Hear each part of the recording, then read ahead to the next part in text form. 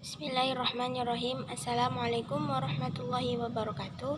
Saya Rizka Amanda Pratiwi, NIM 0101211011 dari Komunikasi dan Penyiaran Islam A Stambul 2021 akan memenuhi tugas mata kuliah hadis tematik dakwah dan komunikasi oleh Bapak Haji Muhammad Iqbal Abdul Muin LCMA. Ini saya akan membahas tentang pengertian hadis, metode hadis tematik, dan perbedaan metode hadis tematik dengan hadis tahlili, dan hadis tentang dakwah, hadis tentang kewajiban mengucapkan salam, hadis tentang komunikasi ekonomi dan politik, ciri-ciri orang munafik, dan hadis tentang siapa melihat kemungkaran hendaklah berusaha merubahnya. Pertama, saya akan membahas tentang pengertian hadis. Hadis adalah perkataan, perbuatan, serta ketetapan atau takrir dari Nabi Muhammad SAW yang dijadikan sumber hukum kedua, yaitu sesudah Al-Quran. Metode hadis tematik adalah cara atau jalan untuk memenuhi hadis sesuai dengan tema dan satu topik yang sama, sehingga dalam mencari solusi, hadis tersebut akan menghimpun suatu topik atau tema-tema yang sama, kemudian disatukan dan dibahas kembali menjadi rinci. Perbedaan metode hadis tematik dan hadis tahlili: yang pertama, kalau metode hadis tematik menghimpun hadis yang membicarakan satu topik tertentu. Kalau metode hadis tahlili tidak menghimpun hadis yang membicarakan topik tertentu. Yang kedua, hadis tematik memahami makna dari masing-masing hadis, sedangkan hadis tahlili menjelaskan kata demi kata, kalimat demi kalimat secara berurutan. Dan yang ketiga, kalau hadis tematik memahami hadis secara komprehensif, sedangkan hadis tahlili menjelaskan hubungan satu hadis ke hadis lain dan cenderung diwarnai oleh mazhab tertentu. Kemudian ada hadis tentang dakwah. Balighu anni walau ayah wa hadithu an bani Israil walau haraj wa man kadzdzaba alayya muta'ammidan falyatubawwa maq'adah minan nar.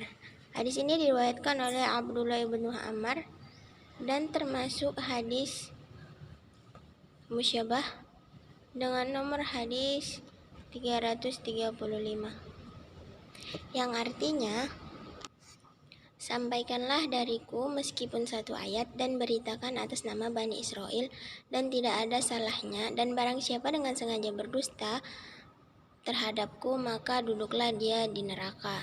Hadis ini diriwayatkan oleh Bukhari dan termasuk ke dalam Sahih.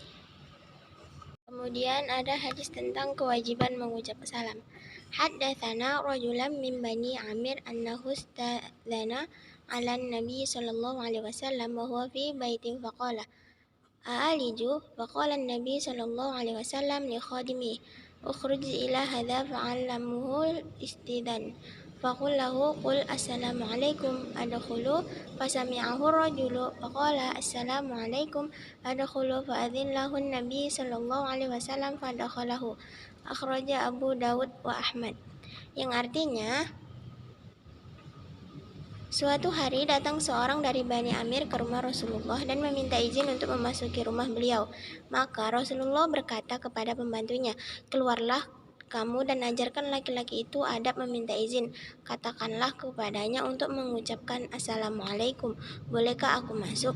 Hadis ini diriwayatkan oleh Abu Daud dan Ahmad. Kemudian ada hadis tentang ekonomi.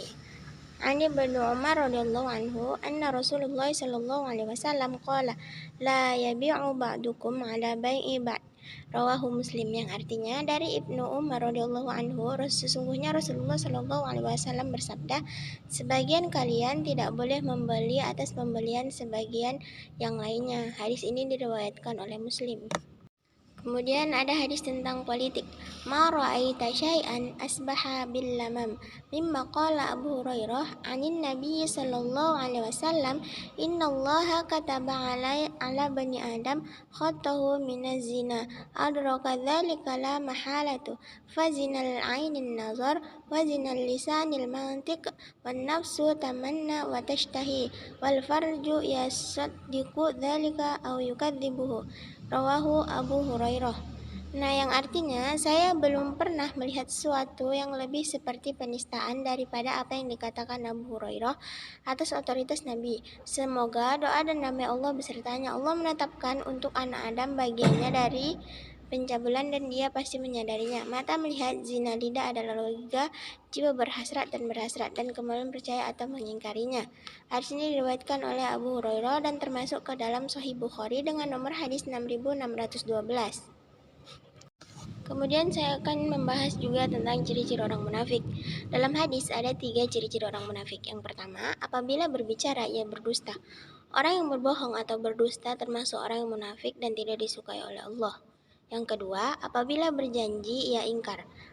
Nah, dalam berbuat janji karena harus ditepati. Dalam Islam diajarkan jika berjanji ucapkanlah insya Allah. Insya Allah memiliki arti jika Allah menghendaki. Ketika kita berjanji, ucapkanlah kalimat tersebut. Dengan kalimat tersebut, jangan seenaknya memutuskan janji di tengah jalan. Berhati-hatilah karena dengan ucapan itu kita membawa nama Allah. Yang ketiga, apabila dipercaya ia berkhianat. Nah, bila seseorang diberi amanah kemudian ia berkhianat, maka orang tersebut termasuk ke dalam orang-orang munafik. Yang di dalam hadis disebutkan ayatul munafiki thalathu idza haddatsa kadzaba wa idza wa'ada akhlafa wa idza autumina khana, yang artinya tanda-tanda orang munafik ada 3, yaitu ketika berbicara ia dusta, kedua ketika berjanji ia mengingkari, dan yang ketiga ketika ia diberi amanah ia berkhianat. Semoga kita semua tidak termasuk ke dalam orang-orang yang munafik. Terakhir yaitu hadis tentang siapa yang melihat kemungkaran hendaklah berusaha merubahnya.